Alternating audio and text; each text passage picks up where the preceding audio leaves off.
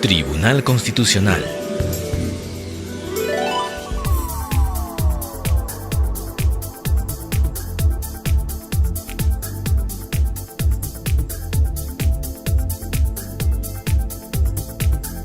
Audiencia pública del Pleno Jurisdiccional del Tribunal Constitucional, Lima, 12 de septiembre de 2012, presidida por el magistrado señor Ernesto Álvarez Miranda e integrada por los magistrados señores Óscar Urbiola Jani, Juan Vergara Botelli, Carlos Mejía Ramírez, Ricardo Bomonca Virgos, Fernando Calle Jayén y Gerardo Otto Cruz.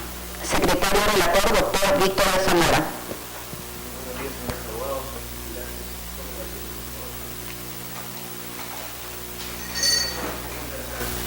Buenos días, señor presidente. Buenos días, señores magistrados. En las causas programadas para la fecha se ha solicitado informar oralmente en las siguientes causas. En la causa número 1, expediente número 2862, año 2012, proceso de habeas corpus, interpuesto por Eduardo Gustavo Segura Rojas contra César Eugenio San Martín Castro y otros jueces de la Sala Penal Permanente de la Corte Suprema de Justicia de la República, ha solicitado informar oralmente por la parte demandante el abogado José Reinaldo López Viera.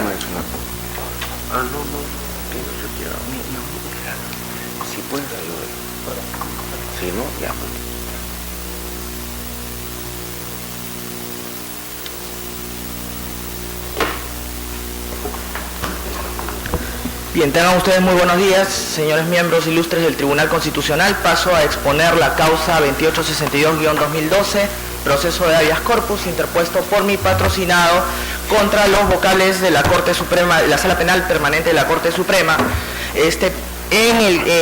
contra una sentencia expedida por ellos en el caso de que a mi patrocinado lo condenan por delito cohecho pasivo específico en agravio del Estado y de Rosa Nelly Urbina Novoa, a una pena privativa de libertad de 8 años de prisión.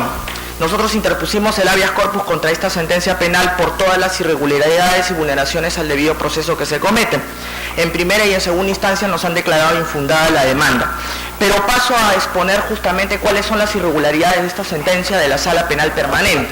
Primero quiero dejar en claro que el Tribunal Constitucional en reiterada jurisprudencia ya ha señalado que contra una resolución de habeas corpus, contra una resolución penal procede el habeas corpus siempre y cuando esta resolución judicial sea firme y además de ello haya vulnerado la tutela procesal efectiva en conexión con la libertad individual. Eso también está en el artículo 4 del Código Procesal Constitucional.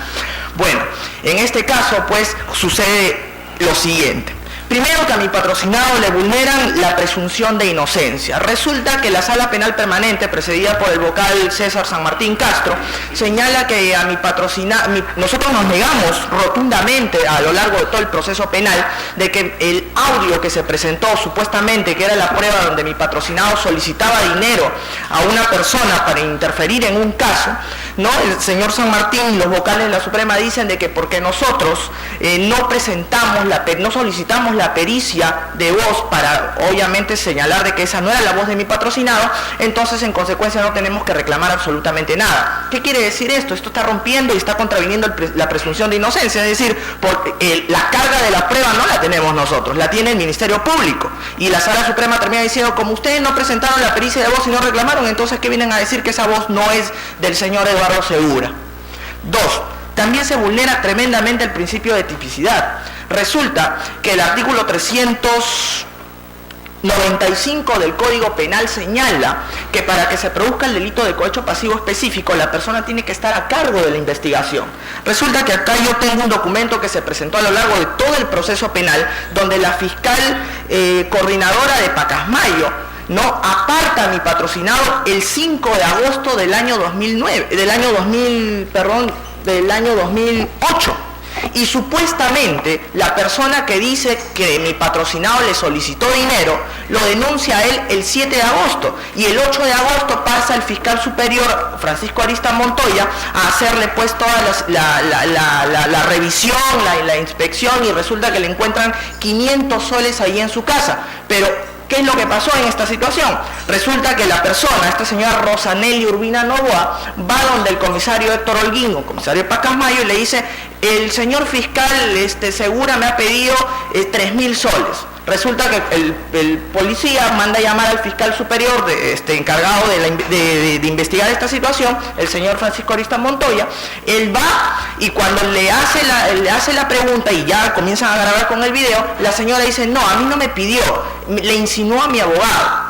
Resulta que con ello arman toda una operación y le avientan 500 soles en la casa de mi patrocinado por la ventana. Mi patrocinado no consciente de ello. Resulta que a él le avientan los 500 soles el día 7 de agosto. Y él, en esta constancia, ya había sido apartado de esa investigación. ¿Por qué? Porque la misma persona que lo denuncia se había ido a quejar a la fiscal coordinadora de Pacamayo diciéndole que mi patrocinado, al momento de que había hecho la investigación de su cuñado, que supuestamente lo había encontrado con quetes de pasta básica, había entrado de manera abusiva y todo ello, y solicita que lo aparten. Entonces la fiscal coordinadora de Pacamayo dice, ya, lo apartamos hasta el 5 de agosto. Y resulta que el 7 de agosto ella va y se queja y dice que le ha pedido dinero. Entonces, ¿en qué estamos? Ya no estaba a cargo de la investigación. La Sala Penal Suprema reconoce ello, pero increíblemente lo que dicen es lo siguiente, que si bien él ya no estaba a cargo de la investigación, por el hecho de que él trabajaba en esa fiscalía mixta y por el hecho que podía interferir, podía de alguna manera persuadir al fiscal provincial, entonces sí ha cometido el delito de cohecho pasivo específico. O sea que ahora estamos condenando a una persona en base a cuestiones subjetivas. La norma es clara, tiene que estar a cargo de la investigación. Si no está a cargo de la investigación, ¿cómo puede interferir o puede de alguna manera entrar ahí en la situación? Por otro lado, la ley orgánica en el artículo 44 y 45 señala también que el fiscal adjunto no tiene competencia para resolver, es el fiscal provincial. Es decir, ¿cómo él va a resolver? ¿Qué va a interferir? ¿Qué va a resolver si él ya ni siquiera estaba a cargo de la investigación? Por otro lado, también se vulnera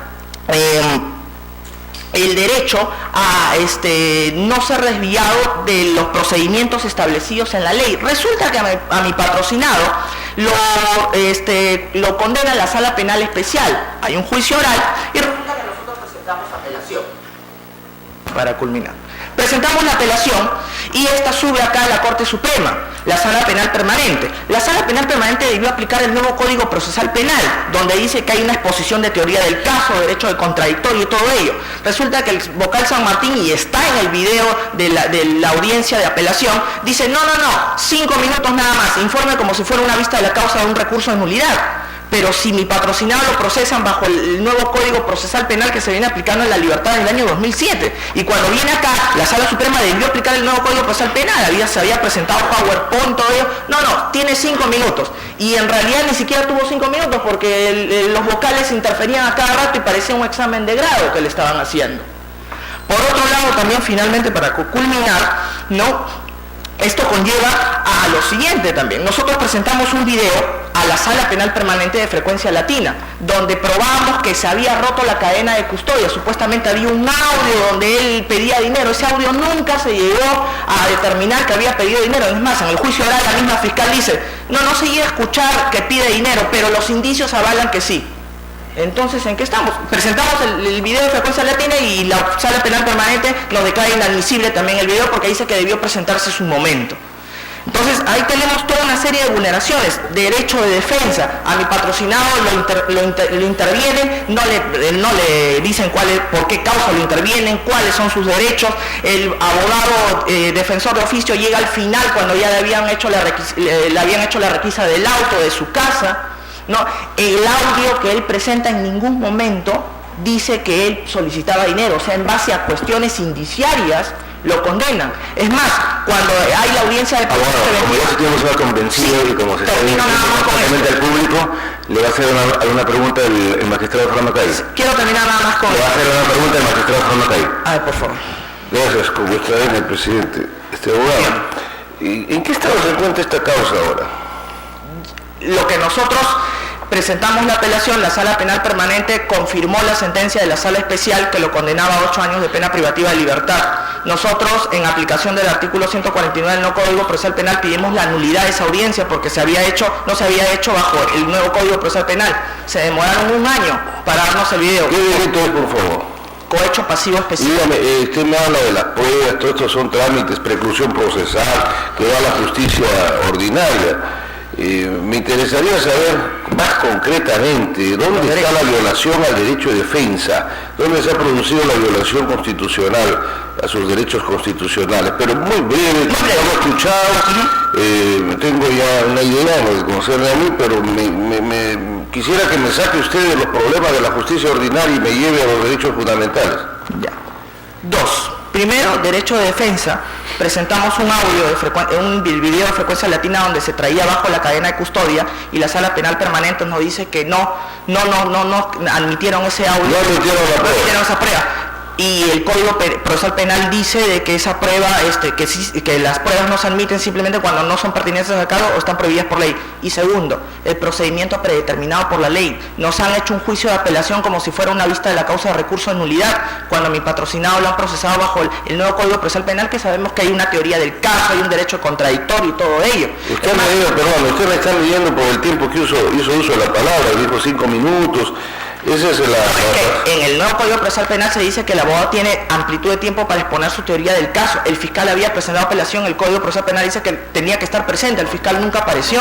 Y es más, el señor San Martín, habían 2 apelaciones, se ve en el video, el señor San Martín dice que 2 apelaciones, a ver cuál era la otra. O sea, no sabía ni siquiera que habían 2 apelaciones. Y cuando él le dice, vamos a exponer la teoría del caso, no señor, tiene solamente 5 minutos. ¿Y cómo en 5 minutos el abogado defensor va a poder exponer? En teoría la ha sustentado por escrito también.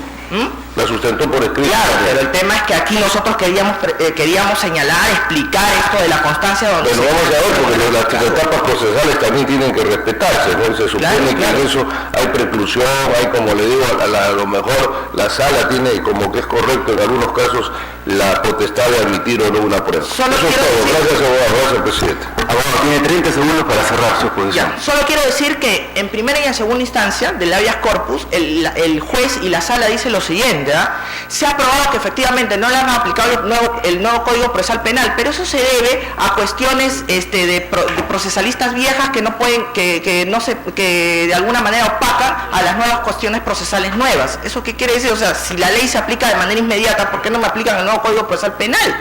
¿No? Y todas las vulneraciones que ustedes pueden ver, porque ahí está el expediente, está todo claro. O sea, no pedimos que se revisen las pruebas, simplemente vulneración de derechos fundamentales, defensa, presunción de inocencia y el derecho a no ser desviado del procedimiento predeterminado por la ley. Muy bien, muchas gracias. Vista la causa, queda otra. Causa número 4, expediente número 2920, año 2012, proceso de habeas corpus, interpuesto por Óscar Luis Castañeda Locio contra Hilda Cecilia Piedras Rojas y otra, jueces de la Sexta Sala Especializada en lo Penal para procesos con reos libres de la Corte Superior de Justicia de Lima. Ha solicitado informar oralmente por la parte mandante el abogado Mateo Grimaldo Castañeda Segovia. Por la parte demandada y por la Procuraduría del Poder Judicial, la abogada Yesenia Paola Fuentes Andrade.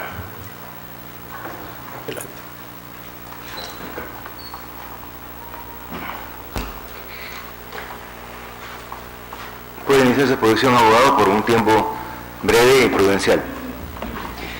Buenos días, señor presidente. Buenos días, señores magistrados de este alto Tribunal Constitucional de la República. Introduzco así los hechos con relevancia constitucional.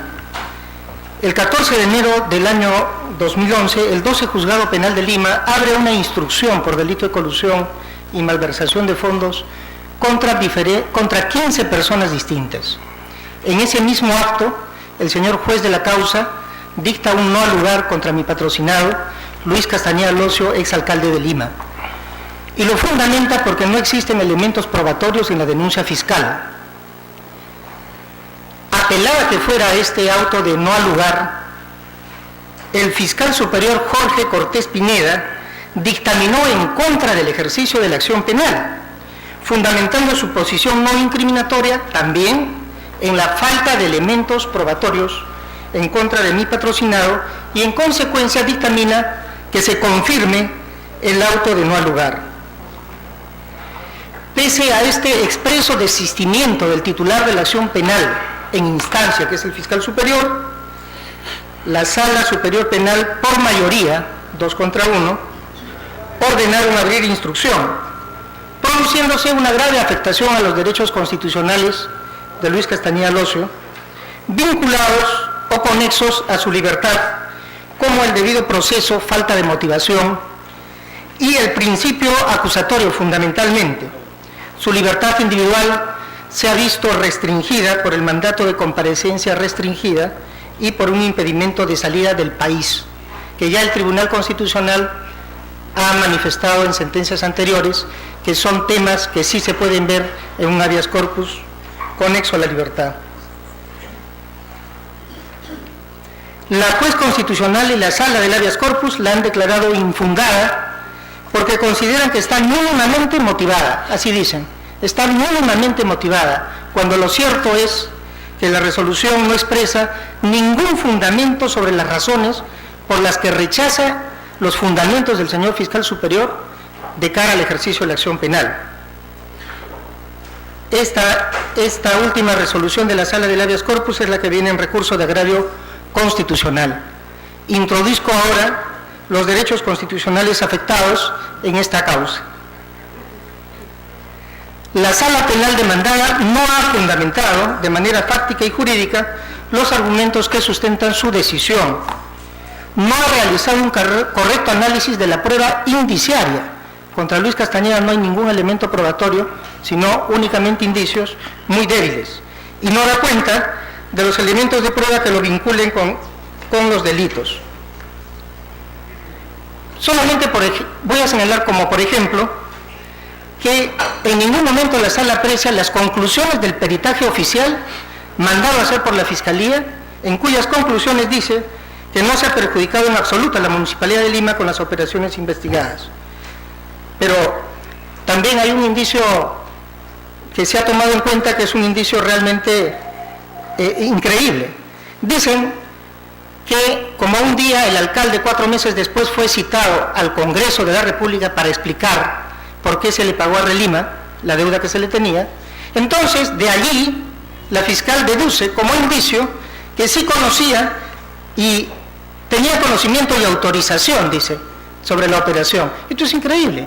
Naturalmente el alcalde, que ha dicho siempre que no conocía de la operación, cuando fue citado por el Congreso ha tenido que preparar su exposición. Y por defender una operación financiera aprobada por el Colegio de Economistas, la Fiscalía de allí determina que hay un indicio en su contra. Y lo fundamental, la sala dice, se funda básicamente en el supuesto conocimiento y el poder de decisión que tiene Castañeda Locio, o que tenía, por su posición de alcalde metropolitano de Lima. Esto abiertamente viola el principio de la proscripción de la responsabilidad objetiva en materia penal. Pero es más grave si esto es relacionado con el debido proceso, con la debida motivación, con la falta de apreciación debida de los indicios. Es más grave lo que se ha resuelto en cuanto se refiere al principio acusatorio. El principio acusatorio, que concretiza el aforismo latino nemo judex sine accusatore, no hay proceso sin acusación, y hoy en día tampoco hay denuncia o proceso sin denuncia fiscal. En el Perú tiene o ha tenido un proceso histórico de institucionalización que parte desde la creación del Ministerio Público, desde el año 79, ratificada en 1993, y este caso que traemos hoy en día al tribunal es un rezago de la resistencia de alguna magistratura judicial respecto a la aplicación del principio acusatorio que tiene rango constitucional dentro del debido proceso. Primero fue que se cambió de que los jueces ya no podían abrir instrucción sin denuncia fiscal. Eso fue el 81. Y luego fue el tema de los procesos penales sin acusación fiscal. Y hoy en día queda como rezago este tema, que en las apelaciones de los autos de no al lugar, la sala no debería poder abrir proceso si el titular de la acción penal no formaliza o no continúa o no aprueba el ejercicio de la acción penal ejercitada por su inferior. El Tribunal Constitucional tiene reiterada doctrina mayoritaria. En muchos casos, solo citaré los nombres de los casos: Humber Sandoval, Lozano Campo, Flores Dioses, Cercado Palacios, Roncal Gaitán, Rever Delgado y otros muchos más. Y todo ello se centra en el artículo 158 de la creación con autonomía del Ministerio Público, pero que su función más destacada está centrada en la exclusividad. El fiscal del Ministerio Público no solamente tiene la titularidad de la acción penal, sino además lo tiene con carácter exclusivo. Nadie más que el fiscal, nadie más que el Ministerio Público puede incoar una acción penal o puede postular una acusación para un proceso penal en los delitos públicos, por supuesto. Pero este principio de autonomía está íntimamente vinculado con el principio de unidad y con el principio de jerarquía. Fíjense que, de acuerdo al principio de unidad, el Ministerio Público está integrado por distintos funcionarios en distintas instancias, pero es uno solo y es indivisible. Es una sola institución que representa a una sola parte procesal. Y esto está vinculado también con el principio de jerarquía, por el cual los fiscales supremos y superiores controlan y revisan la actuación de sus fiscales inferiores, y al revés, existe el deber de obediencia de los fiscales inferiores a sus fiscales superiores en los mandatos de su función. Aquí no tenemos el modelo español, donde un fiscal puede hacer una objeción de conciencia y negarse a lo que le dicta el superior. El modelo peruano es con principio de unidad y con principio de jerarquía. En resumen, bajo estos principios, la sala no podía abrir procesos si el representante del Ministerio Público en esa instancia, el fiscal superior, estaba en contra del ejercicio de la acción penal. Y este es un último punto que quisiera introducir, que es la condición unitaria de la parte del Ministerio Público en el proceso penal. Pese a estar representado en forma diferente según la instancia, la expresión de conformidad del fiscal superior con la resolución impugnada por el fiscal provincial debe ser interpretada como desistimiento del proceso. Y esta solución, señores, está siendo acatada en algunas salas penales de Lima. Con el nuevo Código Procesal ya no hay problema, porque el artículo 406 establece que quienes hayan interpuesto un recurso, en este caso el fiscal, pueden desistirse antes de expedirse la resolución. En este caso lo ha hecho el fiscal superior. Sobre esta base, la Sala de Apelaciones de Piura, en el expediente 911-2009, que ha alcanzado en el expediente, ha resuelto en un caso absolutamente idéntico lo siguiente. A juicio del fiscal superior interviniente en la audiencia de la fecha, la resolución apelada se encuentra arreglada a ley, lo cual es interpretado por este colegiado como desistimiento de la apelación interpuesta por su fiscal provincial. Se podrá decir que sí, pero el nuevo código no está vigente en Lima. Pero ya el Tribunal Constitucional, y con esto contesto esa cuestión, ha resuelto en el caso José Humberto Abanto Verástegui que el Código Procesal Penal, si bien no está vigente en Lima, debe ser tomado en cuenta como parámetro de razonabilidad.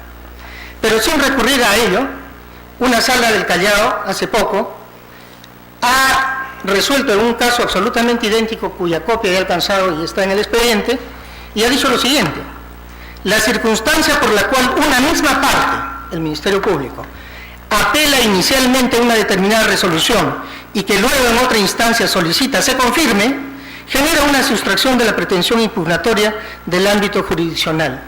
Y dice: el efecto de la sustracción de la pretensión impugnatoria es la conclusión de la incidencia y deja firme el acto impugnado.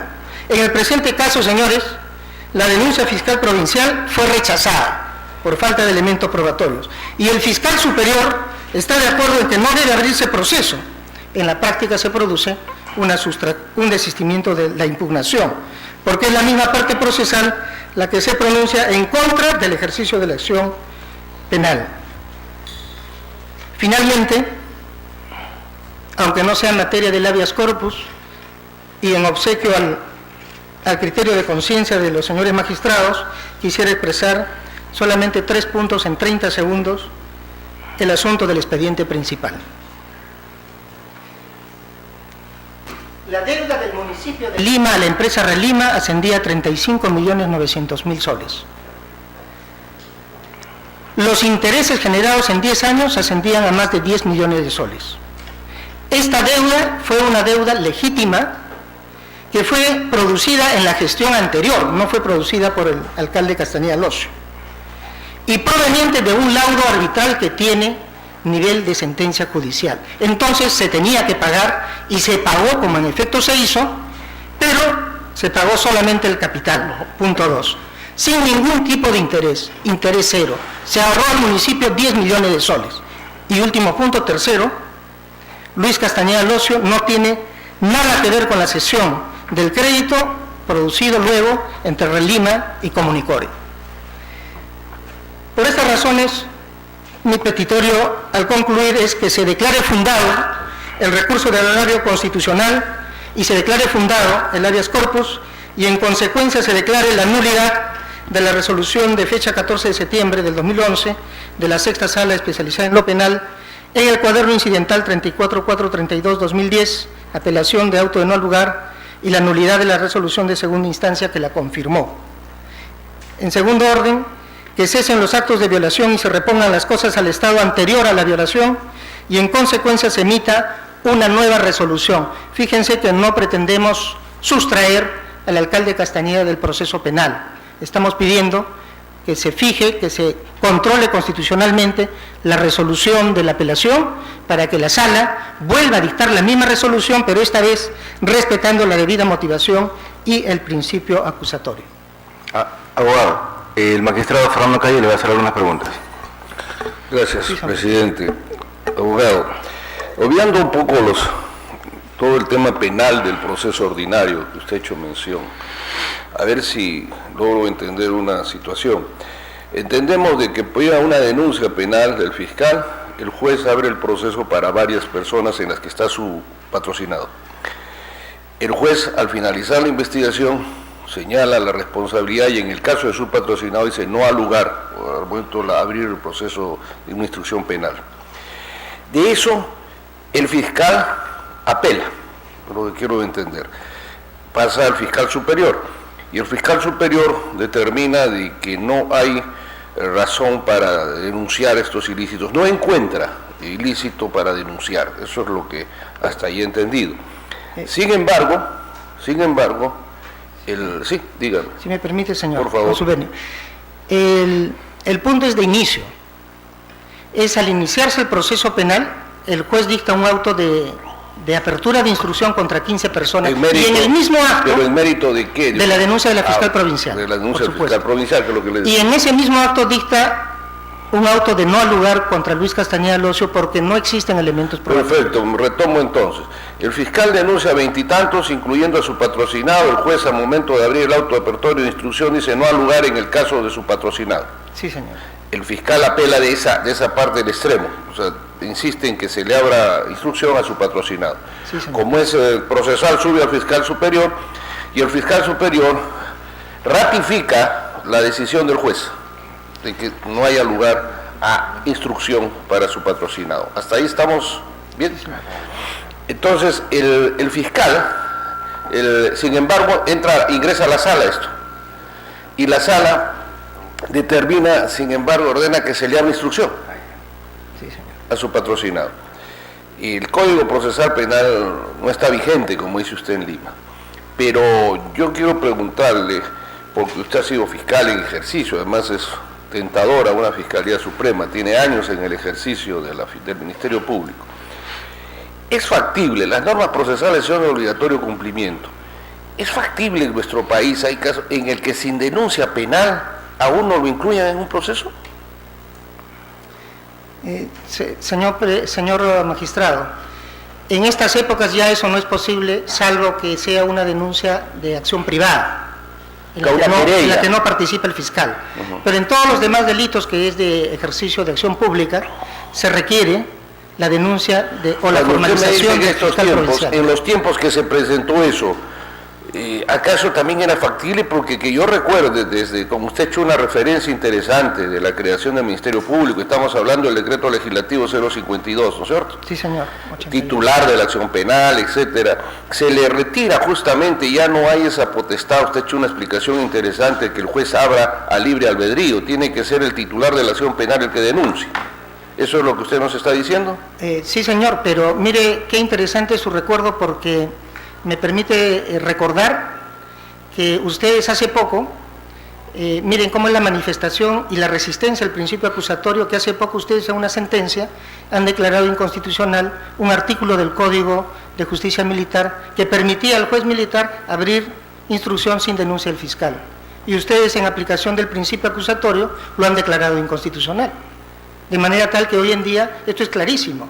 Y el asunto que les traigo hoy en día es un asunto de un rezago, de resistencia de alguna magistratura judicial al principio acusatorio. Pues ese es el caso. Si las normas procesales son de obligatorio cumplimiento, ¿qué norma procesal es la que, o qué costumbre, en usos y costumbres, en el ejercicio de la acción penal, imposibilita que en realidad se abra un proyecto y que abra un proceso sin que haya una denuncia del Ministerio Público? En su experiencia del Ministerio Público. Señor, lo que existe es la investigación preliminar a la que sí está autorizada el Ministerio Público, pero al momento de formalizarla ante un juez penal no existe ninguna denuncia sin fiscal. Y esto también se traduce en la segunda instancia. Cuando los juicios llegan para juicio oral, si los fiscales superiores deciden que no hay elementos o que no hay comisión de delito, simplemente no presentan el caso o retiran la acusación que ya lo hubieran hecho durante el juicio también. De manera tal que no puede haber proceso penal y hoy en día denuncia penal sin... Esa referencia doctrinaria de la justicia española en la que hace usted, en que puede haber el principio de no negarse, ¿no? En el caso, objeción de conciencia, señor. Objeción de conciencia. No es compatible con el artículo 22 de la Ley Orgánica del Poder Judicial, ¿no? En el sentido que, y con esto termino, el fiscal, y me parece, no puede en este caso tomar una decisión pues distinta a la de su superior, ¿no es cierto? Sí, señor, el principio de jerarquía lo establece así. Los Perfecto. fiscales superiores deben obedecer lo dispuesto por sus superiores. Y esto es necesario para que la Fiscalía actúe como una unidad de cara a la persecución del delito. Perfecto. Le pido que me reitere. Lo que usted está diciendo es que la sala ha ordenado sin denuncia fiscal alguna que se incluya en un proceso a un ciudadano. En la práctica es así, señor, porque inicialmente, si bien es cierto, el fiscal provincial lo denuncia también al señor Castañeda Locio, cuando sube en apelación, el fiscal superior, que en ese momento representa al Ministerio Público en el juicio, dice: aquí no hay proceso penal, dice que no hay elementos probatorios, y su opinión como titular de la acción penal pública es que no se abra proceso penal, y por eso solicita a la sala que se confirme la decisión del juez, que también no encontró elementos probatorios. Ahora, esta decisión también fue compartida por uno de los señores vocales de la sala, por eso Eso que la está sala hablando en es por usted mayoría. superior, pero tengo entendido o le escuché que el juez, que es el que al fin y al cabo califica el ilícito y es quien señala a quienes abre instrucción, decide no aperturar instrucción contra su patrocinado. Eso... Sí, señor, examinó uno por uno los elementos probatorios, que no son tales sino solamente indicios, acompañados con la denuncia fiscal, y uno por uno los fue desechando y llegó a la conclusión de que no habían elementos. Gracias, presidente. Abogado, le va a hacer también algunas preguntas el magistrado Gerardo Eto. Gracias, presidente. Doctor Mateo Castañeda, usted ha sugerido o ha destilado una suerte de teoría muy sutil sobre la condición unitaria del Ministerio Público, ¿no?, en el proceso penal. Es decir, si se ratifica en este caso el fiscal superior con el temperamento de la sala, hay una suerte de desistimiento. Y ha esgrimido ahí algunos casos. ¿Es una suerte de creación jurisprudencial que existe o hay algún sustento normativo en este planteo? Gracias, presidente. Señor magistrado, voy a hacer referencia, por ejemplo, a lo que sucede cuando una sala opina en contra de lo propuesto por el fiscal superior en juicio penal. Un fiscal superior propone el sobreseimiento, la sala no está de acuerdo, y lo que hace la sala, de acuerdo a nuestra normativa procesal penal actual vigente, es o archiva el caso o eleva el caso al fiscal supremo. Y el fiscal supremo puede decidir que eso se sobresea o puede ordenarle a su inferior que acuse. Y todo esto como consecuencia del principio de jerarquía.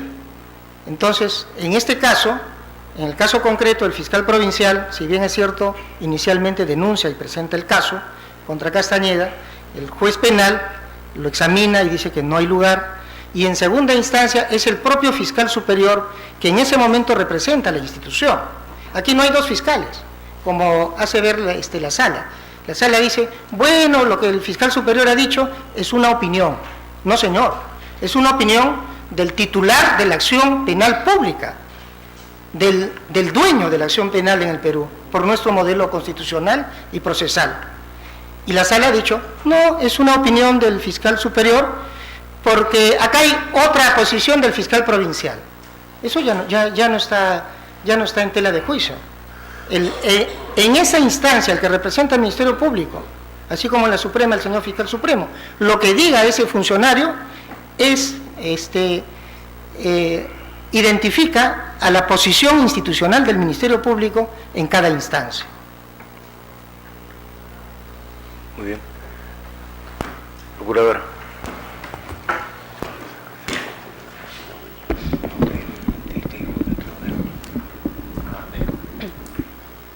Bueno, muy buenos días, señor presidente, señores jueces constitucionales, integrantes de este Supremo Tribunal. Después de haber escuchado atentamente los argumentos expuestos por la parte accionante, el informe está basado en la parte accionante respecto a que, primero, indicó de que no existían indicios razonables para poder la sala hoy emplazada haber ordenado que se aperture el proceso contra su patrocinado, el señor Luis Castañeda Locio. Segundo, señala de que se está vulnerando el principio acusatorio y como he podido oír de las preguntas realizadas por los magistrados de este tribunal, es preciso señalar lo siguiente con respecto al principio acusatorio. La parte accionante señala de que se está vulnerando el principio acusatorio, puesto que el fiscal superior, al momento de que la sala remite los actuados a fin de que pueda emitir una opinión, el fiscal es de la opinión de que se confirme el auto en la cual se declaraba no al lugar a la apertura de la instrucción. Básicamente, señores magistrados, con esta posición definitivamente no estoy de acuerdo y la sala, al momento de emitir su resolución ordenando que se aperture de instrucción contra el señor Luis Castañeda Locio, en definitiva, es también de este criterio. ¿En base a qué, señores magistrados? En base a lo siguiente, quien formule la denuncia penal, como lo ha señalado la parte hoy accionante, es el fiscal provincial. El fiscal provincial como ente persecutor del delito, como que el titular de la acción penal, el que ejerce la acción penal. Es decir, el fiscal provincial formula denuncia ante, pues, obviamente, la existencia de indicios reveladores de que existe delito, de que de alguna manera existe una conexión entre esos indicios y el presunto autor de los hechos ilícitos. Ahora bien, cuando se emite la autoapertura de instrucción, el juez, al momento de calificar la denuncia, debe, pues, tener en cuenta los requisitos establecidos en el artículo 77 del Código de Procedimientos Penales, el cual señala 3 supuestos para poder aperturar la instrucción: la existencia de indicios y elementos reveladores, la existencia de un delito, que se haya individualizado el presunto autor o autores del delito y que la acción penal no haya prescrito. Para lo cual, en definitiva, al emitir el auto no al lugar, pues el juez penal, pues de alguna manera estableció que no se cumplían estos requisitos. Al momento que es elevado a la sala, y se debe tener en consideración lo cual no ha señalado la parte accionante, es de que el fiscal provincial también formula apelación contra ese auto de no al lugar, es decir, seguía con esa situación de perseguir el delito, de que definitivamente sí existían indicios para poder aperturar un proceso penal, es decir, formuló denuncia y apeló el auto de no al lugar. Esto definitivamente demuestra de que no se vulnera el principio acusatorio.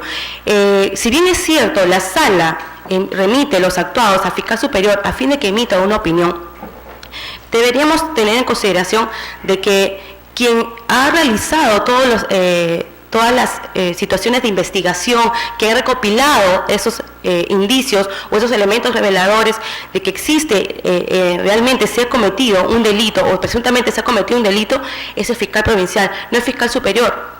Este Tribunal Constitucional, miembros de este Tribunal Constitucional, el expediente 4062-2011, emitido en noviembre del 2011, del año pasado, señalaron que lo siguiente: Hicieron mención justamente a lo que ha señalado la parte accionante respecto a que declararon inconstitucional en el expediente 023-2003, en la que el tribunal declaró que la disposición del entonces vigente Código de Justicia Militar, que admitía la posibilidad de que los fiscales, si no ejercen la acción penal, el juez instructor podría abrir proceso. Definitivamente eso ya no existe. Este caso no se da, definitivamente no se da. El fiscal provincial formuló denuncia penal. Entonces, no se está vulnerando el principio acusatorio. Ahora bien, ha hecho mención sobre el sobreseimiento. El sobreseimiento respecto a si es que vincula o no la acusación del fiscal en el proceso penal, se da justamente en la etapa acusatoria, cuando ya se han recabado todos los elementos probatorios para poder el juez o el fiscal superior emitir acusación y señalar definitivamente por qué ha llegado a la convicción de que se ha cometido el delito, porque esa persona es responsable y pues solicita una sanción y por ende también una reparación civil. Ahorita estamos hablando de elementos o de indicios que podrían llevarse a que justamente se lleve a cabo una exhaustiva investigación a fin de poder determinar la responsabilidad de un procesado. Con respecto, ha hecho mención con respecto también a aquellos indicios, pero ha hecho mención solamente a un indicio. La sala, hoy cuestionada, hoy emplazada en el presente proceso constitucional, no solamente ha señalado la participación de la con respecto a la deuda que tenía la Municipalidad de Lima con la empresa Relima, y en la cual la empresa Comunicore tuvo que ver en el pago de esta deuda y, como bien lo señala, una vez que se pagó la deuda y se le pagó también a ciertos empleados justamente de la empresa Relima, donde la cual también existían, por la cual también había una deuda con la municipalidad, se le pagó a ciertos funcionarios y eso es uno de los indicios por los cuales en la sala ordena que se aperture instrucción. Otra situación también es en la que al momento de que se le interroga a su patrocinado en el Congreso y se le señala si es que tiene el conocimiento de que la empresa Comunicore pertenecían, quiénes eran los directivos, él decía que desconocía. Sin embargo, al momento que se le presenta, si conoce al señor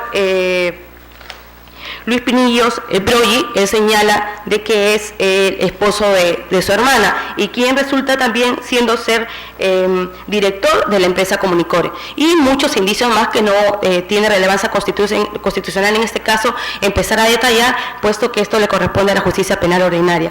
Ahora bien, señores magistrados, lo que está cuestionado en la parte accionante es la resolución emitida por la sala, la cual ordena que no se le apertura de instrucción. Tenemos en cuenta, según señala el artículo 4 del Código Procesal Constitucional, que el proceso de habeas corpus procede contra una resolución judicial firme que vulnera en forma manifiesta la libertad individual y la tutela procesal efectiva. La resolución que emite la sala, que ordena que se aperture instrucción, ¿de qué manera vulneraría la libertad individual? La sala, su única misión o función al momento de que llega a sus manos las apelaciones formuladas por el Ministerio Público, así también por la Procuraduría Anticorrupción contra el auto de no lugar, lo que va a hacer la sala es revisar la resolución y ordenar si es que se apertura instrucción o no, o confirmar el auto de no lugar. No va a emitir ninguna medida coercitiva contra su patrocinado a fin de poder restringir o limitar de alguna manera la libertad individual. En la contestación de demanda, así como en los informes realizados en primera y segunda instancia en este proceso constitucional, la defensa señala de que si es que la sala ha ordenado que se aperture instrucción, pues entonces esto vulneraría la libertad individual de su patrocinado, puesto que el juez de primera instancia emitiría un mandato coercitivo que podría restringir. Esto definitivamente no considero que sea una vulneración o amenaza cierta e inminente a la libertad individual de su patrocinado, puesto que no necesariamente se puede emitir un auto de apertura de instrucción restringiendo la libertad individual con un mandato de comparecencia o con un mandato de detención, sino con una comparecencia simple. Señores magistrados, Por las consideraciones ya expuestas, no existiendo vulneración al principio acusatorio como lo he manifestado, puesto que existe pendiente la formulación de la denuncia, incluso la apelación interpuesta por el representante del Ministerio Público, no existiendo tampoco vulneración a la libertad individual de su patrocinado, con la resolución en la cual ordena que se aperture instrucción, solicito que la demanda sea desestimada y sea declarada improcedente. Un minuto muy breve.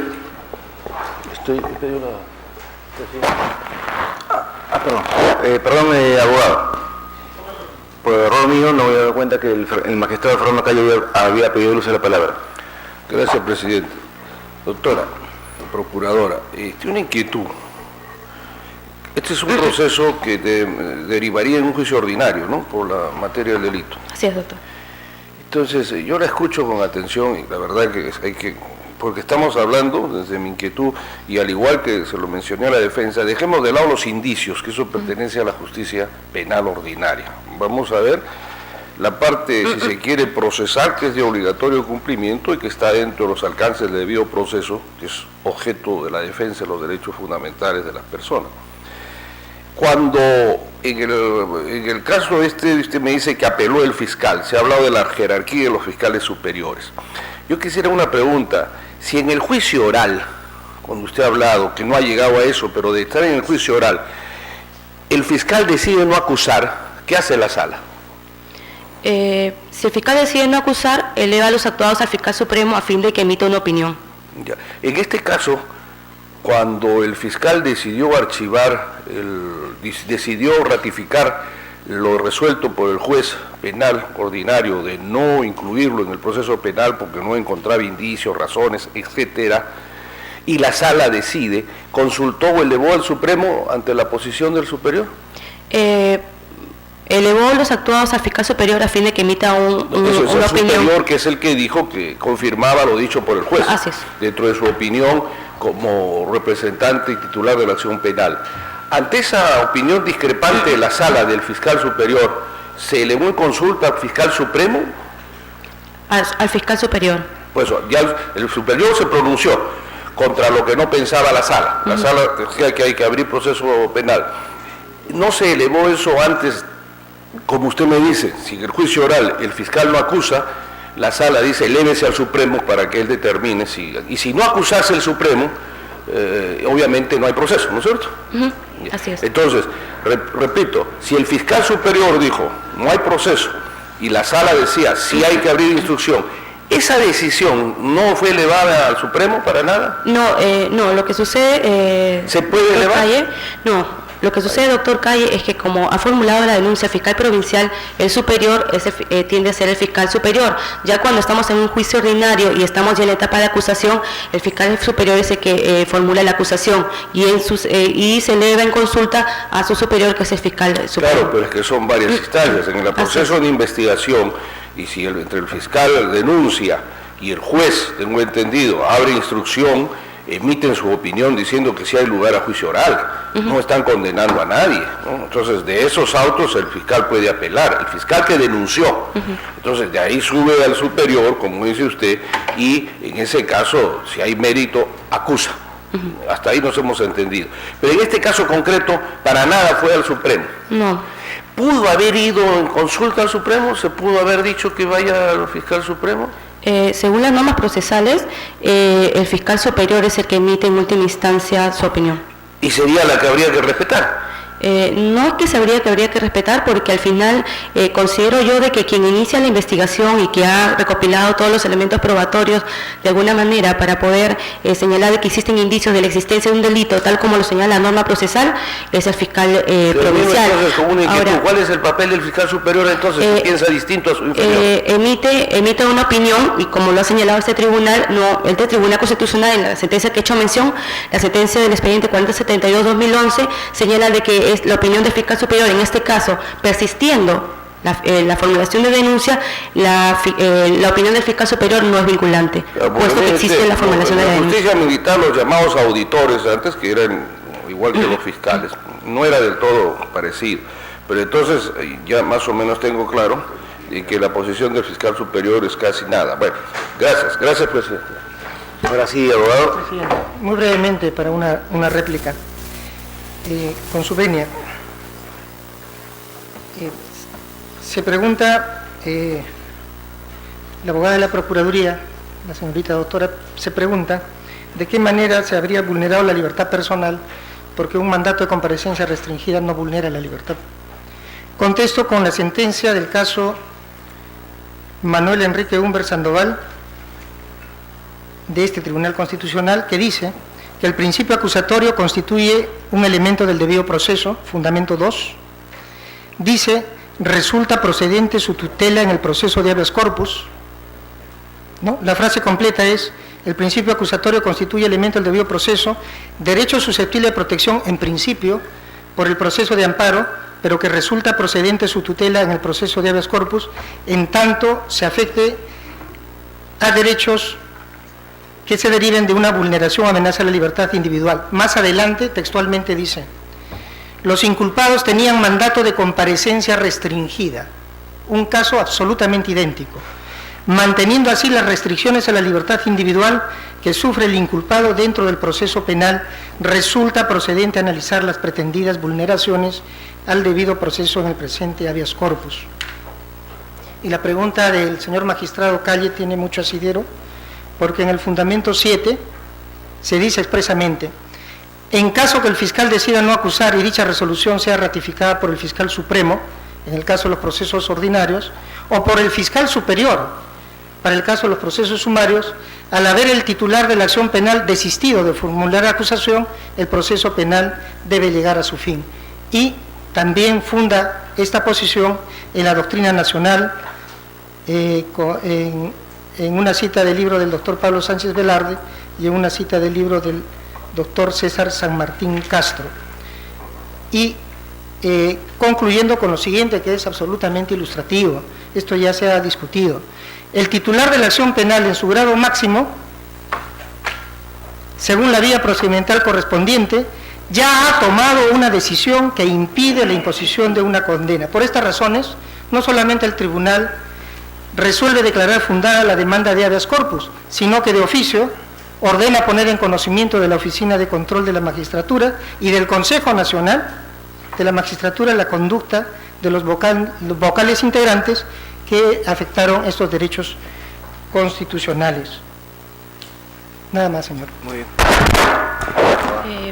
Para rebatir los argumentos expuestos por la parte accionante, creo que no he entendido con respecto a lo que he hecho mención sobre la medida restringida del derecho a la libertad individual de su patrocinado. Estamos cuestionando la resolución emitida por la sexta sala, quien ha ordenado que se le aperture instrucción a su patrocinado. La medida coercitiva no la dicta la sala, la dicta quien emite el auto de apertura de instrucción. Ahora bien, hay sentencia del Tribunal Constitucional, quien ha señalado ya en el expediente 7663-2006, proceso habeas corpus, en el caso Jorge Luis Mantilla Campos, quien señala que cuando el órgano superior emite una resolución que ordena que se le aperture instrucción, en definitiva no existe una apertura de instrucción, es decir, no existe un proceso abierto y por lo tanto no existe una medida coercitiva. Y esto lo señala en la sentencia, que declara justamente infundada una demanda por los argumentos expuestos por la parte accionante, quien, si es que está en desacuerdo con la medida coercitiva dictada con su patrocinado, ya ha interpuesto recurso impugnatorio dentro del proceso penal y no es materia de apelación, porque si no estaría en indefensión el juez que aperturó instrucción con la medida restrictiva de derecho. Muy bien. ¿Viste la causa? Queda el voto. Causa número 10, expediente número 2953, año 2012, proceso de amparo, interpuesto por Ricardo Castro Velapatiño en representación del programa de apoyo directo a los más pobres Juntos, que estuvo a cargo de la Presidencia del Consejo de Ministros, hoy a cargo del Ministerio de Inclusión Social, contra José Manuel Córdoba Ramos y otros jueces de la Sala Civil de la Corte Superior de Justicia de Ayacucho. Ha solicitado informar oralmente por la parte mandante el procurador del Ministerio de Inclusión Social, el abogado Jorge Luis Hernández Chandubí. Proceda, abogado. Con su venia, señor presidente, señores integrantes de este dignísimo tribunal. Efectivamente, viene en recurso de agravio constitucional. Hemos interpuesto, la Procuraduría Pública del Ministerio de Desarrollo e Inclusión Social, un recurso de agravio constitucional contra la resolución 22 emitida por la Sala Civil de la Corte Superior de Justicia de Huamanga, que confirma una sentencia expedida en el proceso de amparo iniciado por el ciudadano Carlos Cañaguaray, que declara infundada la demanda de amparo, ¿sí? Para ponernos en contexto, la Procuraduría de PCM, ahora sustituida por la Procuraduría del MIDIS, ha interpuesto un proceso constitucional de amparo contra otro proceso de amparo. Es un caso de amparo contra amparo. ¿Qué hemos sostenido en esta demanda? ¿Qué hemos señalado como fundamento de nuestro proceso constitucional de amparo? Hemos señalado que aquel proceso de amparo, en nuestra consideración, es un proceso viciado. Las sentencias expedidas tanto por el juez como por la sala son sentencias irregulares, y paso a exponer las razones de mi afirmación. Aquel proceso se trata de un proceso de amparo iniciado por un ex trabajador del programa Juntos, el señor Carlos Hipólito Cañaguaray Wilcahuari, un ex promotor social, que a través de una acción de amparo solicita su reposición en su puesto laboral de promotor social. ¿Okay? Sorprendentemente, tanto el juez como la sala le dan la razón y declaran fundada su demanda, ordenando su reposición. ¿Qué hemos sostenido y qué venimos a sostener también en esta sede? Que aquellas sentencias constituyen una grave afectación al debido proceso, puesto que se olvidaron, inaplicaron flagrantemente un precedente vinculante, y no cualquier precedente vinculante, un precedente vinculante expedido por este tribunal, el Tribunal Constitucional, el supremo intérprete de la Constitución. ¿A qué precedente me refiero? Me refiero al precedente expedido en el proceso 206-2005, el famosísimo caso del señor César Antonio Bailón Flores. Como ustedes sabrán, pero no está de más traer a colación, el precedente Bailón Flores señala, entre otras cosas, los presupuestos de admisibilidad de las demandas de amparo de personas que solicitan reposición laboral, ¿sí? ¿Qué dice? ¿Qué dice? Y solamente voy a citar los fundamentos pertinentes, que para este caso son los fundamentos 24 y 25. Señala que, permítame leer, conforme al artículo 5, inciso 2 del Código Procesal Constitucional, las demandas de amparo que soliciten la reposición de los despidos producidos bajo el régimen de la legislación laboral pública deberán ser declaradas improcedentes, puesto que la vía igualmente satisfactoria para ventilar este tipo de pretensiones es la contenciosa administrativa. Más adelante, en el fundamento 25, señala el tribunal que, de no hacerse así, el proceso de amparo terminará sustituyendo a los procesos judiciales ordinarios como el laboral y el contencioso administrativo. Pues bien, como repito, este precedente vinculante, que fue expedido en el año 2005, fue olvidado por los magistrados hoy demandados, cuyas sentencias datan del año 2008 y 2009. No la mencionan, o para ser precisos, sí, la sala demandada sí la menciona, pero para referirse a otro supuesto. Lo hace simplemente para copiar las definiciones que hace este tribunal de despido nulo, despido incausado, despido irregular. Pero no para el caso que hoy nos ocupa, que son los requisitos de admisibilidad de los procesos de amparo. Es por eso que nosotros interponemos este proceso de amparo y señalamos que esas sentencias son írritas y por tanto así deben ser declaradas por este juzgado. Lamentablemente, tanto el juez constitucional, el juez civil de Ayacucho, que vio este proceso, y la sala que confirma la sentencia, declaran infundadas nuestras demandas, con argumentos sorprendentes, y con esto voy terminando. El argumento que utiliza el juez de primera instancia en este proceso para desestimar nuestra pretensión es que los magistrados, a pesar que no la mencionan, se habrían amparado en los supuestos de excepción del precedente Bailón Flores, ¿no? En el sentido que, como sabemos, los supuestos de excepción desarrollados en un acápite del caso Bailón Flores y desarrollados con mayor amplitud en el caso Valdivia Maldonado, son, en resumen, los siguientes. Yo puedo recurrir al amparo siempre que demuestre que el proceso contencioso administrativo no es la vía idónea, o que la vulneración o que el despido se ha producido como consecuencia de una manifiesta vulneración del debido proceso. En esos casos, en resumen, sí puedo recurrir al amparo. El juez constitucional ha dicho, ¿sabe qué? Los magistrados se han amparado en ese supuesto de excepción. Pero no, eso no es así. Si revisamos la sentencia, en ningún acápite de las sentencias, de las dos sentencias, se hace referencia a estos supuestos de excepción. No hay una línea que desarrolle esos supuestos de excepción. En todo caso, estaríamos también ante un supuesto de motivación insuficiente, lo cual también constituiría una violación al debido proceso. No voy a abundar en detalles, esto lo pueden revisar ustedes, las sentencias están obviamente en el expediente, por lo cual termino solicitando que se revoque las sentencias que declaran infundado este proceso de amparo y en consecuencia se declaren nulas las sentencias expedidas en el irregular proceso de amparo iniciado por el señor Carlos Cañaguaray y se ordene en esta sede que aquel proceso se tramite en la vía pertinente señalada por este tribunal, que es el proceso contencioso administrativo. Abogado, el magistrado Fernando Calle también le va a hacer algunas preguntas. Gracias, presidente. Muy breve, abogado, dígame. Ninguna de las resoluciones, ni en la primera ni segunda instancia, hablan de la excepción que contempla este vinculante. Ninguna, doctor. Ni siquiera en una literalidad. No, ninguna. La segunda sentencia, la de la sala, menciona, y acá lo estoy leyendo, el caso Bailón Flores, pero únicamente para señalar que el caso Bailón Flores define al despido nulo de esta manera, al despido incausado y al despido fraudulento. Pero porque existen excepciones, ¿no es cierto? Eso obviamente. Está perfecto, nada más. Gracias, presidente. Viste, la causa queda el voto.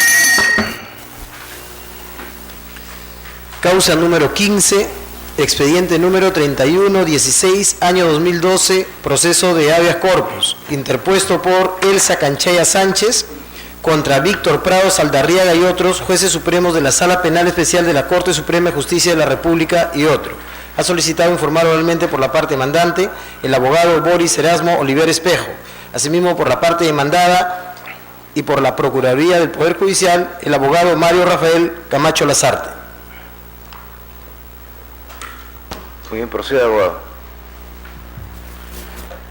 Señor presidente, señores magistrados del ilustre Tribunal Constitucional, lo que está pidiendo la señora Victoria Canchaya Sánchez es que este tribunal, como dador de situaciones restitutorias de derecho, respecto a proceso irregular de primera y segunda instancia, se cumplan plena y absolutamente. Lo que está pidiendo la señora Victoria Canchaya Sánchez es que sea igual ante la ley como cualquier otro ciudadano. Lo que está pidiendo la señora Victoria Canchaya Sánchez es que ese proceso irregular que se llevó a cabo y conforme voy a demostrar en breves minutos, es un proceso absolutamente irregular. El proceso constitucional promovido por la señora Victoria Canchaya Sánchez ha sido declarado improcedente liminarmente en primera y en segunda instancia por la vía ordinaria. Se olvidan los señores jueces que cuando se instaura un proceso constitucional, estos deben olvidarse de que son jueces ordinarios y deben convertirse en jueces constitucionales. Y deben incidir en la protección del derecho a la libertad. Y deben incidir en la protección del derecho fundamental consagrado en la Constitución Política del Perú. Y se ha señalado clara y específicamente en estas dos sentencias que no hay una incidencia y se ha remitido al artículo 4 y se ha declarado improcedente por el artículo 5.1 del Código Procesal Constitucional. Y no se ha dado ninguna respuesta positiva a los otros derechos vulneratorios presentados por la señora Canchaya Sánchez. ¿Por qué existe conexidad en el proceso?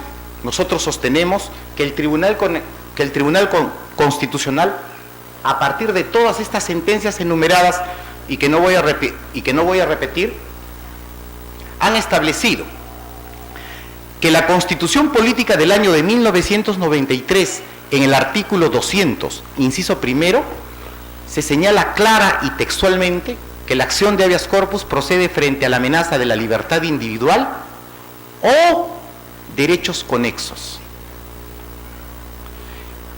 Y estos derechos conexos tienen su correlato, señor presidente y señores magistrados, en el artículo 25 del Código Procesal Constitucional, sobre todo en la última parte, cuando dice que se protege la inviolabilidad de domicilio y el debido proceso. ¿Y el debido proceso cómo? ¿En abstracto? No, en su sentido formal y en su sentido material. En su sentido formal, por violación de reglas y principios, y en su sentido material, por la razonabilidad y proporcionalidad en la especificación de la sentencia. En el caso en materia de auto, señor, el tribunal ha dicho que ese habeas corpus limitado, que contemplaba el último parágrafo del artículo 295 de la Carta Magna de 1979, era un habeas corpus limitado, y que la dinámica propia y que la propia formalización y concretización de este derecho se ha determinado a partir de la Constitución y la propia dinámica del Tribunal Constitucional. ¿Por qué existe conexidad en el caso de la señora Canchaya? Porque la señora Canchaya fue sentenciada por el delito de nombramiento ilegal que tiene su nomen juris en el 381 a una pena de multa, a una pena de inhabilitación como pena principal y al pago de una reparación civil que está contemplada como regla de conducta.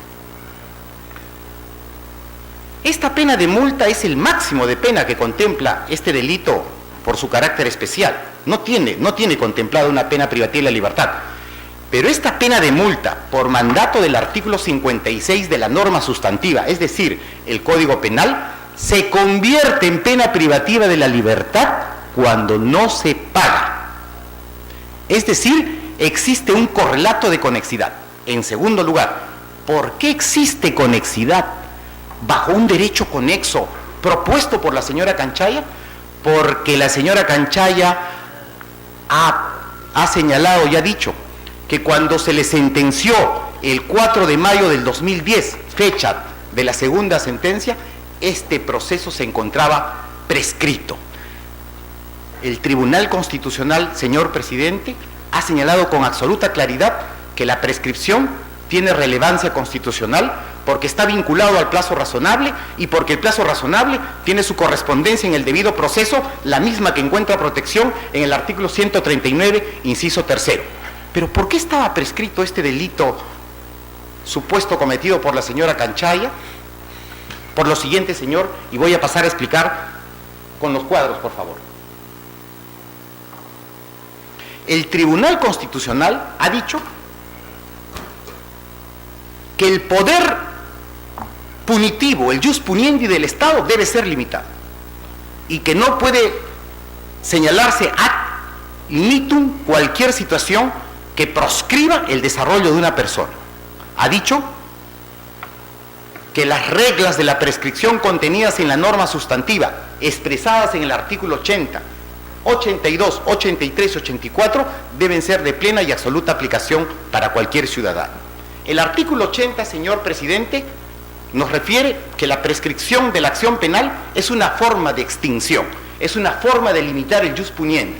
Y en el caso concreto de la señora Canchaya, por favor el cuadro, y en el caso de la señora Canchaya, el delito que se le imputa y que se le sentenció fue el delito de pena de multa. Entonces nos remitimos al parágrafo número 5 del artículo 80 que dice que este delito prescribe en un plazo de 2 años. Eso es lo que conocemos como plazo ordinario. Sin embargo, también tenemos que remitirnos al artículo 83, en su última parte, cuando dice que cuando hay una intervención del fiscal o hay una intervención del juez, este plazo en todo caso debe aumentarse en una mitad. La mitad de 2 es 1. Si fuera así la situación, 3 de enero del año 2007, y esta es la fecha reconocida por la sentencia de primera y segunda instancia como inicio del delito, de carácter instantáneo, al 3 de enero del año 2010 serían 3 años.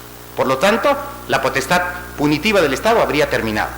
Sin embargo, también se debe reconocer con absoluta claridad que el Tribunal Constitucional ha señalado que en estos funcionarios que tienen la prerrogativa del antejuicio constitucional, también debe suspenderse el plazo de prescripción por el tiempo que dure el proceso de levantamiento de inmunidad parlamentaria. Así lo ha establecido en forma clara y tajante en el caso Tineo Cabrera. Por favor, primer cuadro. En el expediente 5068-2006 HC/TC. En el caso de la señora Canchaya, traspolando lo que ha resuelto el Tribunal Constitucional, tenemos que el supuesto hecho delictivo, la señora Canchaya lo habría cometido el 3 de enero del año 2007. Y el Tribunal Constitucional ha establecido dos parámetros, señor, de suspensión. Desde el dictamen acusatorio de la subcomisión hasta la denuncia de la fiscal de la Nación.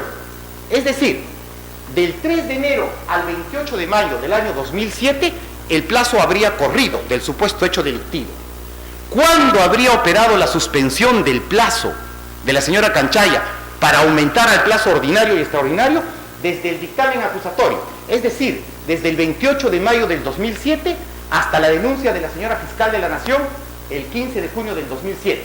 En este caso tenemos que se han suspendido 17 días, porque el proceso de levantamiento de la señora Canchaya fue un proceso extremadamente sumarísimo, solo 17 días. Si contabilizamos del 3 de enero al 28 de mayo tenemos 4 meses y 25 días, más la contabilización de 2 años, 10 meses y 18 días, tenemos, señor, que han pasado 3 años, 3 meses y 13 días respetando escrupulosamente los parámetros establecidos por el Tribunal Constitucional. Sin embargo, también se debe señalar, segundo cuadro por favor, que el Ministerio Público, cuando la señora Canchaya interpuso su excepción de prescripción, fue de la opinión de declarar fundada la excepción de prescripción, respetando la sentencia 5068, pero estableciendo otros 2 parámetros de suspensión. Para el Ministerio Público los 2 parámetros eran el inicio de la acusación constitucional y la resolución legislativa. De igual manera, bajo la contabilización del 3 de enero al 4 de mayo, más los 35 días, este delito habría prescrito a los 3 años, 2 meses y 25 días.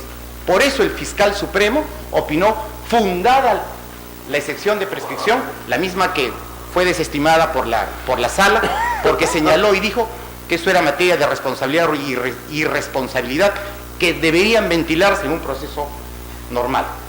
Y por último, señor, la propia Corte Suprema, en el caso Camet y Pandolfi, todavía en el proceso AB 27-2003,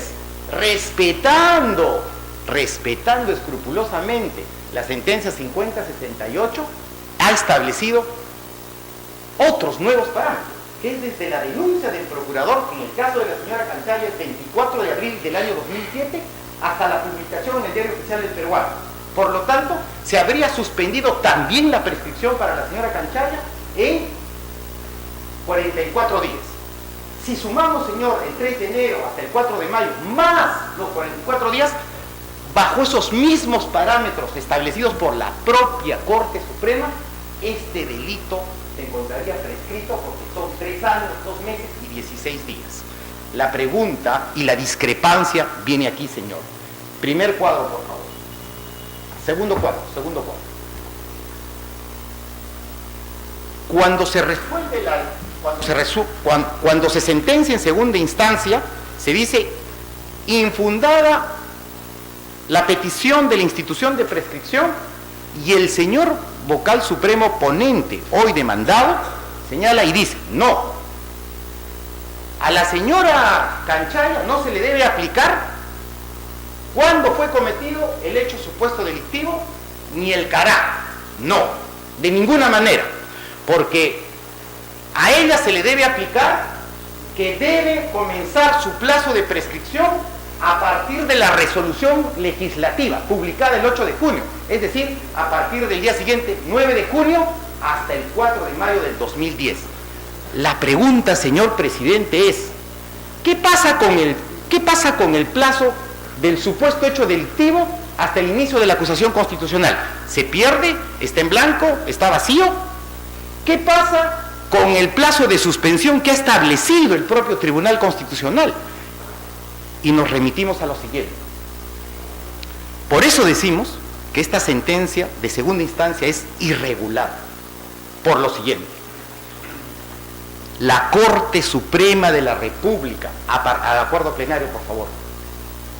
La Corte Suprema de la República, en su acuerdo plenario 1-2010/CJ-116, problemas actuales de prescripción, ha establecido qué cosa es suspensión y qué cosa es prescripción. Solo voy a leer la parte pertinente.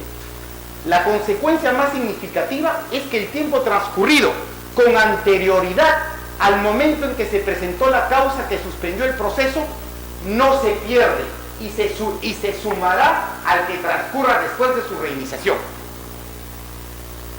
Acuerdo plenario de la propia Corte Suprema. O sea, si existe ese plazo, no se pierde ese plazo por mandato de su acuerdo plenario.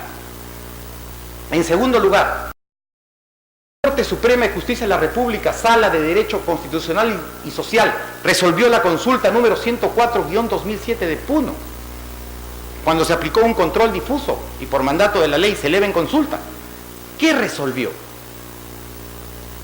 Dice, con lo establecido en el artículo 84, que es la suspensión y que es de claro conocimiento del Tribunal Constitucional que el antejuicio suspende, así lo ha señalado en varias sentencias. En el primer caso, una vez producida la interrupción, el plazo de prescripción debe volver a computar. En tanto que en la segunda, una vez superada la causal de suspensión, el plazo de prescripción se continúa computando. Es decir, que no se pierde el plazo de prescripción que se venía ganando. Es decir, el plazo, el punto del hecho de la comisión delictiva hasta cuando se suspende no está en blanco, como dice la Corte Suprema en la sentencia irregular, írrita, contra la señora Canchay. Es más, solo para terminar,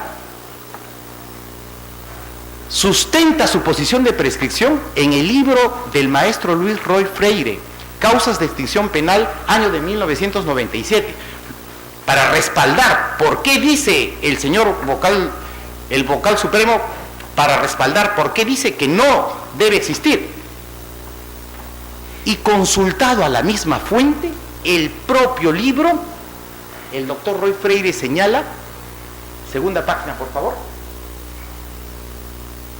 que la suspensión dentro de la prescripción debe ser contemplada dentro del ámbito del derecho civil.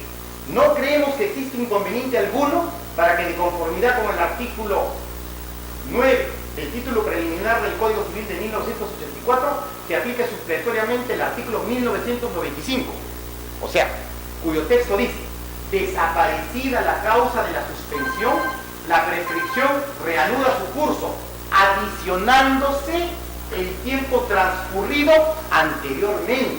Por otro lado, esta solución tiene aval de la doctrina penal universal sobre la materia.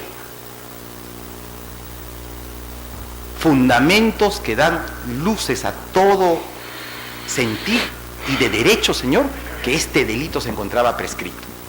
Para terminar, señor, también hemos alegado vulneración al principio de legalidad, hemos alegado vulneración al principio de probar.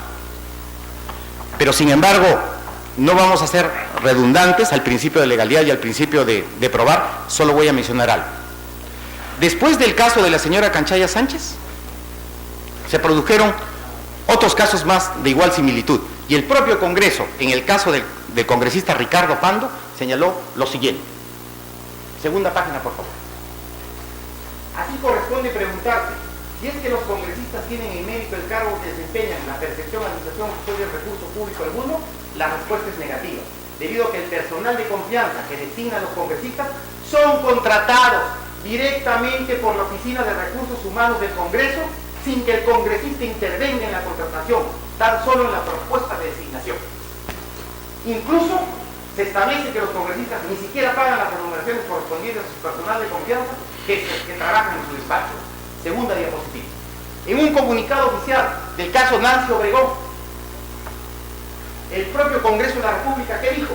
El Departamento de Recursos Humanos del Congreso precisa que el personal que labora en los despachos congresales tiene la naturaleza de personal de confianza y su contratación es propuesta por los mismos legisladores, de acuerdo con los requisitos previstos en el reglamento. Entonces, ¿quién tiene la potestad de contratar? ¿Quién tiene la potestad de supervigilar? Es la Oficina de Recursos Humanos. Pues el congresista tiene una función fiscalizadora, normativa y de representación, tal como lo estatuye la propia Constitución. Y en el caso de Tula Benítez... Abogado, ya su tiempo ha concluido. Por favor. Cierre... No, ya no. Cierre su caso. Señor, cierro mi caso pidiendo que se declare fundado el recurso de agravio constitucional, en consecuencia se declare nula las sentencias de primera y segunda instancia, y que en remisión del artículo 20, al haberse vulnerado y quebrado la norma, el Tribunal Constitucional, al ser esta una materia de puro derecho y al tener adjuntado a través de nuestro proceso constitucional todos los elementos, no puede hacer pasar de nuevo a la señora Canchaya Sánchez por una situación inútil e injusta, pues a todas luces este proceso estaba absolutamente prescrito. En consecuencia, se devuelva a la sala para que ellos, conforme a la resolución del Tribunal Constitucional, resuelvan lo conveniente por mandato de este Tribunal Constitucional, único intérprete de la Constitución. Perfecto. Abogado.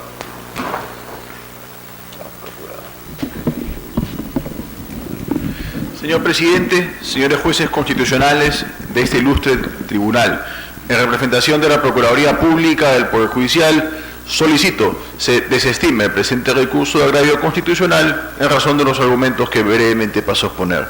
Conforme se puede apreciar de lo expuesto por mi colega, señor presidente, y del escrito de la demanda, se puede evidenciar, se puede advertir que se postulan múltiples vulneraciones de carácter fundamental en el proceso que se le siguió a la excongresista señora Elsa Canchaya, evidenciándose la real pretensión del favorecido, lo cual los magistrados constitucionales, tanto los jueces constitucional como los jueces superiores constitucionales, han advertido, razón por la cual rechazaron liminarmente la presente demanda, en razón a que los hechos del petitorio no se encontraban dirigidos directamente al contenido constitucionalmente protegido por el proceso de habeas corpus, tal y como vuestro ilustre tribunal en su reiterada jurisprudencia ha desarrollado, como es en la conocida sentencia de Víctor Esteban Camarena, en la cual se desarrolla que es deber de los jueces constitucionales advertir sobre la real pretensión y desestimar liminarmente las demandas cuando se postulan argumentos de defensa, como hemos podido apreciar en la exposición.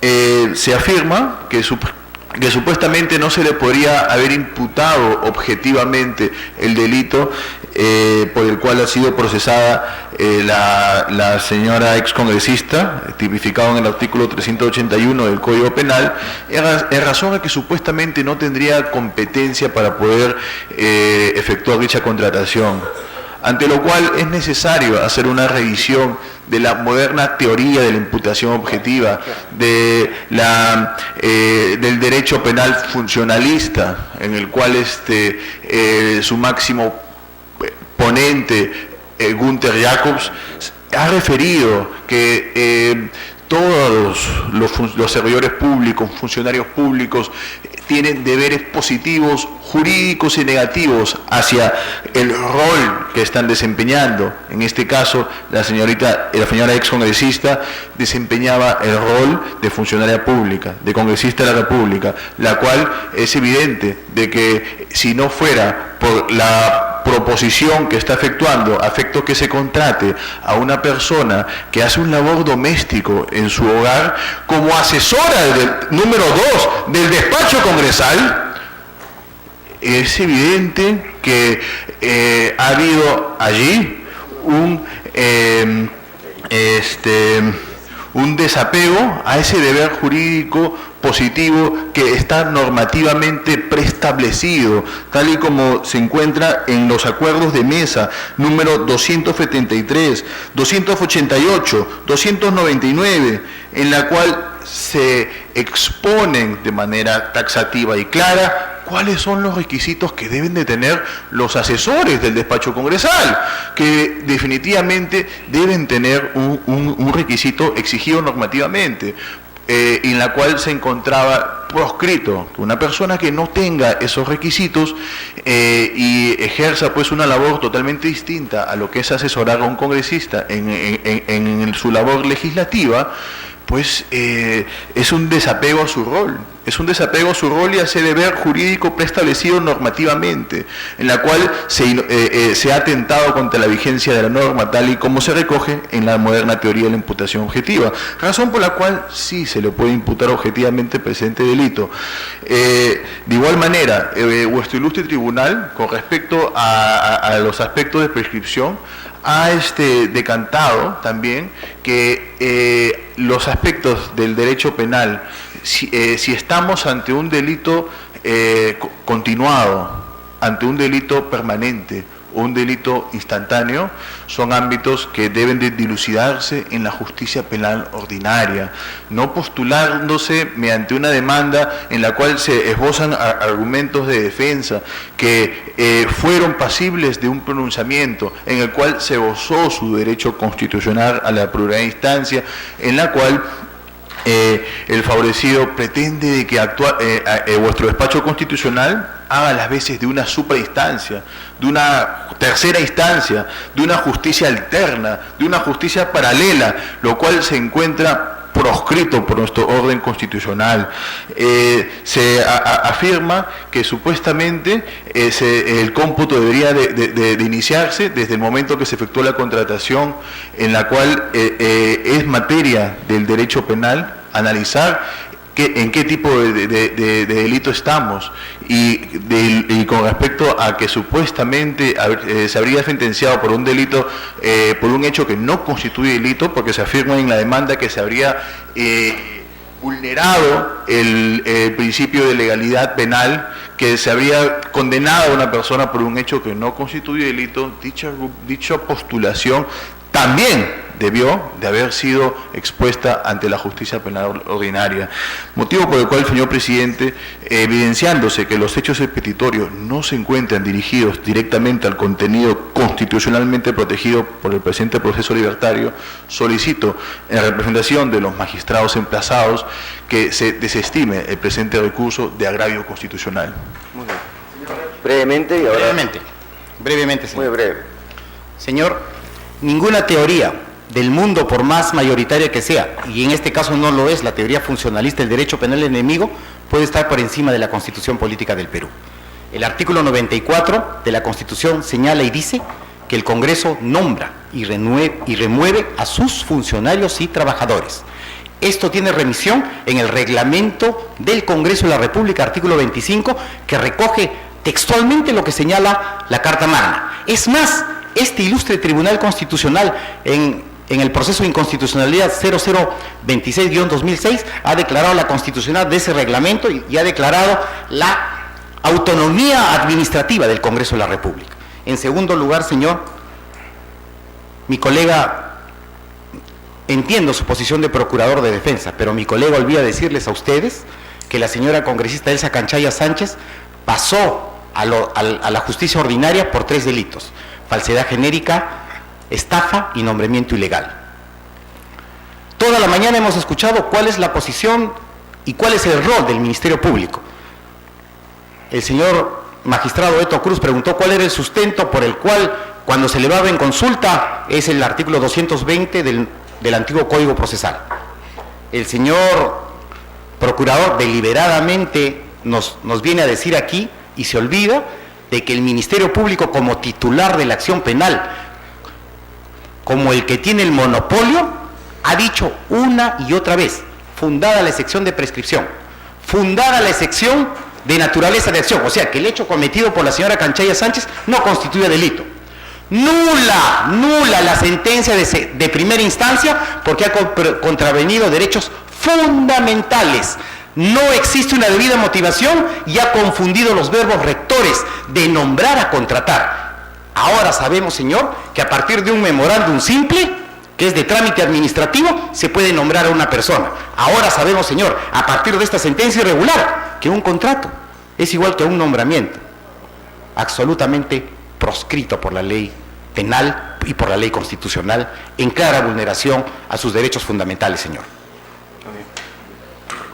Señor presidente, solamente para precisar que la teoría de los roles y la teoría de la imputación objetiva es una teoría distinta a la teoría del derecho penal del enemigo, que también es el máximo exponente el maestro Günther Jacobs, lo cual son dos cosas totalmente distintas que no deben de confundirse. De igual manera, con respecto a si vincula o no vincula, porque ha sido también un tema discutido en las vistas anteriores, con respecto a si es que la opinión fiscal vincula o no vincula a la magistratura, al órgano jurisdiccional, se debe observar que en la sentencia de Humbert Sandoval es un caso totalmente distinto a y a los casos anteriores, en razón a que en ese caso el Tribunal Constitucional estableció que declaró fundada la demanda en razón a que si es que el titular de la acción penal, que tiene el máximo pretensor punitivo del Estado,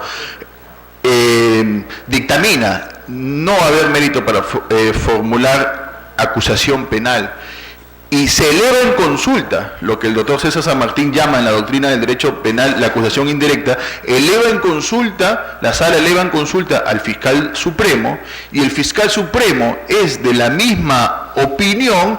Entonces lo que se ventiló en dicho proceso constitucional era si es que debía o no debía de concederse el recurso de nulidad interpuesto por el procurador público de ese entonces, en ese caso específico de Humbert Sandoval, toda vez que el superior jerárquico del Ministerio Público ya había emitido un pronunciamiento que era igual al de el fiscal superior. Entonces, si es que se concedía el recurso de nulidad, la Sala Suprema iba a remitirlo al fiscal supremo, que ya había emitido un pronunciamiento, por lo cual el tribunal declaró fundada la demanda y estableció pues de que se vulneraría el principio de acusatorio si es que ambos son de la misma línea. En el presente caso es evidente que el fiscal superior, el representante del Ministerio Público había ejercitado la acción penal, y la opinión del fiscal superior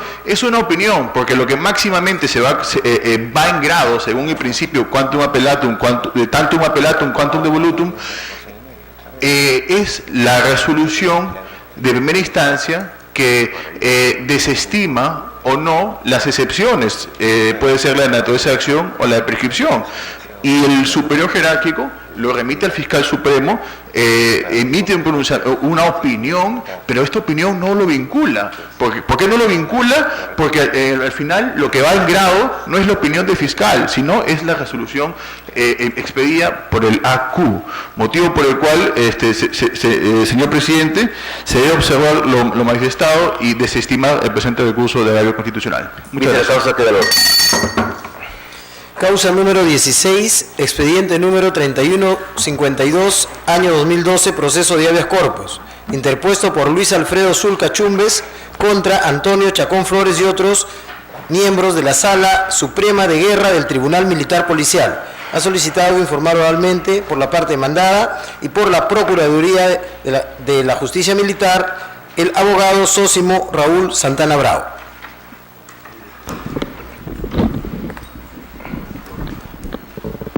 Bien, procurador, de inicio de su exposición.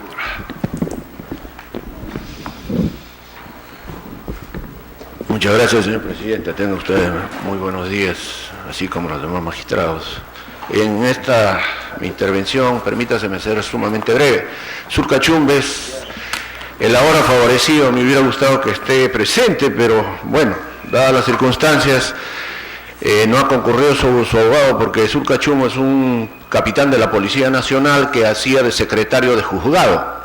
Su rol era secretario de dos juzgados policiales militares, y aprovechándose de esta función cometió una barbaridad en nuestro ámbito jurídico policial.